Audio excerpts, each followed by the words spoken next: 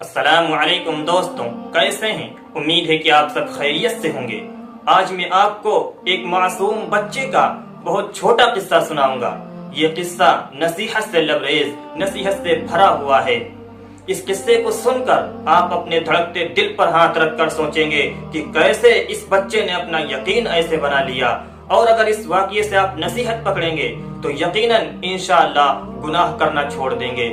واقعہ کچھ یوں ہے کہ ایک مرتبہ ایک نوجوان اپنے بیٹے کو لے کر سفر کے لیے نکلتا ہے۔ راستے میں ایک انگور کا باغ ملتا ہے۔ وہ نوجوان انگور کے باغ کے پاس رکتا ہے اور اپنے چھوٹے معصوم بچے سے کہتا ہے کہ بیٹے تم باہر کھڑے رہو اور میں اندر جاتا ہوں، اندر سے کچھ انگور توڑ کر لاؤں گا، میں آپ کو بھی کھلاؤں گا اور میں خود بھی کھاؤں گا۔ ہاں لیکن اگر کوئی باغ کا مالک یا کوئی دوسرا انسان آتا ہوا دکھے تو مجھے خبر کر دینا، مجھے اطلاع ضرور کر دینا۔ معصوم بچے نے کہا ٹھیک ہے ابا جان، آپ جائیے انگور توڑیے، اور اگر کوئی آئے گا تو میں آپ کو ضرور خبر کروں گا۔ وہ نوجوان باغ میں جاتا ہے اور جیسے ہی انگور توڑنے چلتا ہے، جیسے ہی انگور کی طرف اپنا ہاتھ بڑھاتا ہے، وہ باہر سے معصوم کھڑا ہوا بچہ فوراً چلانے لگتا ہے ابا جان، کوئی دیکھ رہا ہے، کوئی دیکھ رہا ہے۔ وہ نوجوان اپنا ہاتھ روک لیتا ہے اور باہر آتا ہے، بچے سے کہتا ہے کہ کون دیکھ رہا تھا؟ ادھر ادھر دیکھتا ہے، کوئی نظر نہیں آتا۔ بچے سے کہتا کون دیکھ رہا ہے؟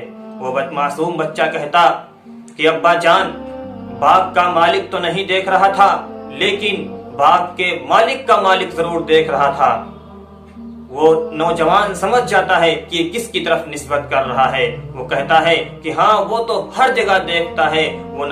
وہ معصوم بچہ کہتا ہے کہ جب وہ ہر جگہ دیکھتا ہے تو ہمیں کس چیز سے چھپانا ہے؟ حساب و کتاب تو اسی کے سامنے دینا ہے، ہمیں اسی کے سامنے تو حاضر ہونا ہے۔ جب ساری دنیا حاضر ہوگی تو ہمیں اسی کے سامنے حساب و کتاب دینا ہوگا۔ یہ اعمال وہاں کیسے چھپ سکے گا؟ بچے کا ایک اتنا یقین بن گیا، اگر اس بچے جیسا یقین بن جائے تو یقیناً ہمیں گناہوں سے ایسے نفرت ہو جائے گی جیسے شیطان کو اذان سے نفرت ہوتی ہے۔ شیطان اذان سن کر کتنے میلوں دور بھاگ جاتا ہے۔